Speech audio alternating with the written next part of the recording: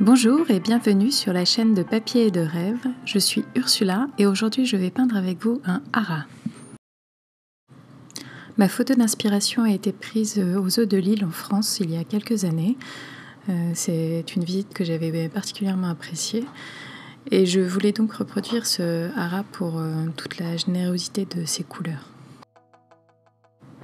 Mon objectif pour cette aquarelle était de reproduire mon image relativement fidèlement, surtout pour les couleurs, mais sans entrer dans le détail et sans me perdre dans tout le détail des plumes par exemple ou des petites rides sur son visage.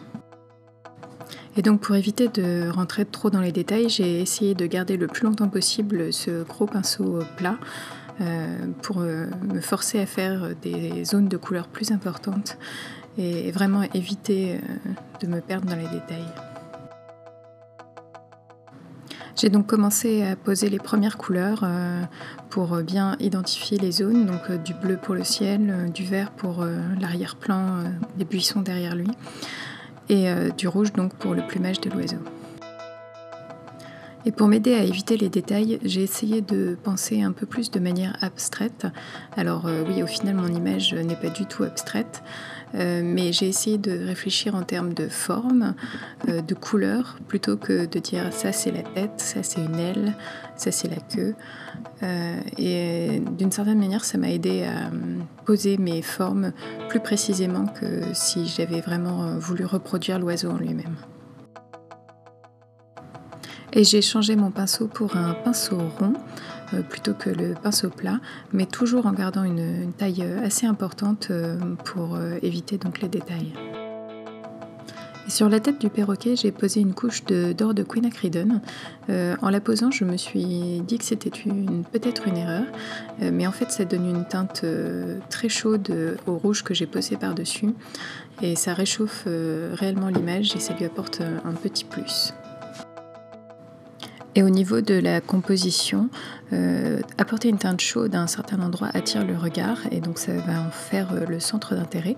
Et comme le reste de mon oiseau est un peu plus froid, ça va vraiment attirer le regard vers sa tête, mon centre d'intérêt de mon image.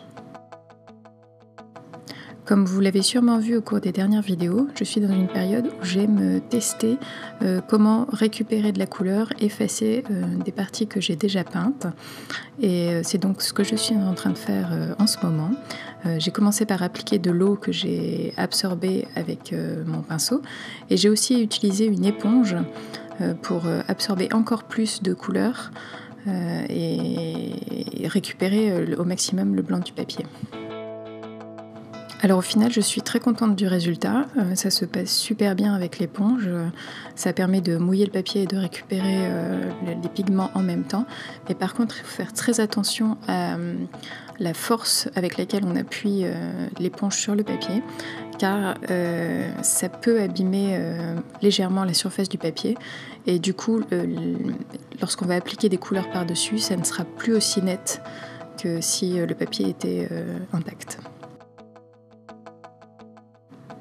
Et donc pour utiliser cette technique avec l'éponge, rien de plus simple, il suffit d'une petite éponge assez douce et il suffit de la mouiller et de l'appliquer sur le papier et de la rincer régulièrement pour enlever les pigments qu'on vient de récupérer du papier et ne pas recontaminer le papier dans un autre endroit.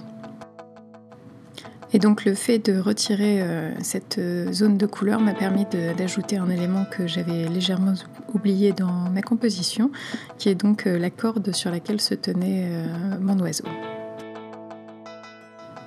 Comme le visage du perroquet avec son bec blanc et son visage blanc est très clair, j'ai décidé de rajouter une nouvelle couche de bleu outre-mer autour de sa tête pour bien le faire ressortir et du coup attirer le regard dans cette direction vu qu'il y aura un contraste plus important. Et j'ai tout de même fini par ressortir un tout petit pinceau pour peindre plus précisément l'œil et les toutes petites plumes qui se trouvent sur les joues de l'animal. Et comme j'ai posé toutes mes premières couleurs dans ma couche de base et que du coup elles ont séché beaucoup plus clair, je réappose encore du rouge sur le ventre du perroquet. Et cette fois un rouge plus froid, vu que la tête est mon centre d'intérêt, donc plus chaud, et le reste plus froid. Donc. Et à cette étape-là, j'ai l'impression d'habiller mon perroquet, car je lui donne du volume et plus de présence dans mon image. Je vous disais dans ma vidéo précédente que je n'aimais pas du tout travailler avec du rouge, et pourtant pour cette peinture ça m'a beaucoup plu de travailler donc avec mes 2 rouges phares de ma palette qui sont l'alizarine cramoisi permanent et l'orange transparent de Pyrrole.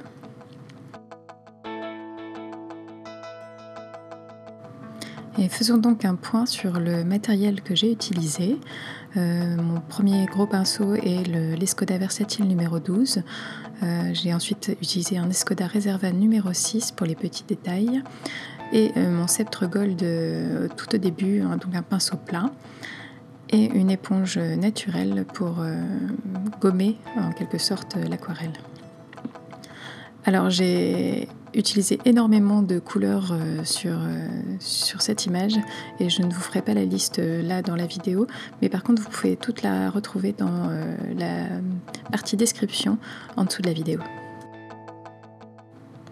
Et pour le papier, j'ai utilisé du Fabriano Artistico en grain fin, et d'ailleurs vous pouvez voir le filigrane qui ressort énormément grâce à mon bleu outre-mer. Et je termine donc ma peinture en ajoutant quelques détails plus sombres. J'ajoute un peu de volume sur les plumes de la queue par exemple, et j'essaye d'ajouter une texture sur le corps du perroquet pour donner l'impression des plumes, mais sans les peindre une à une. Et on peut voir donc que la corde que j'ai ajoutée après avoir enlevé des pigments rend très très bien. Seulement au moment où j'ajoute un petit peu plus de relief à cette corde, je me rends compte que les couleurs plus sombres ont tendance à un peu s'étaler différemment sur le papier. Et ça, c'est parce que j'ai abîmé mon papier avec l'éponge. Donc je saurai que la prochaine fois, il faut y aller vraiment doucement.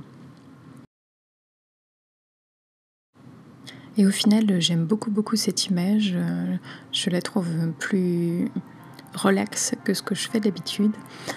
Mais j'aimerais encore pousser un peu plus l'abstraction et donner plus d'émotion plutôt qu'un rendu de ce que je vois exactement.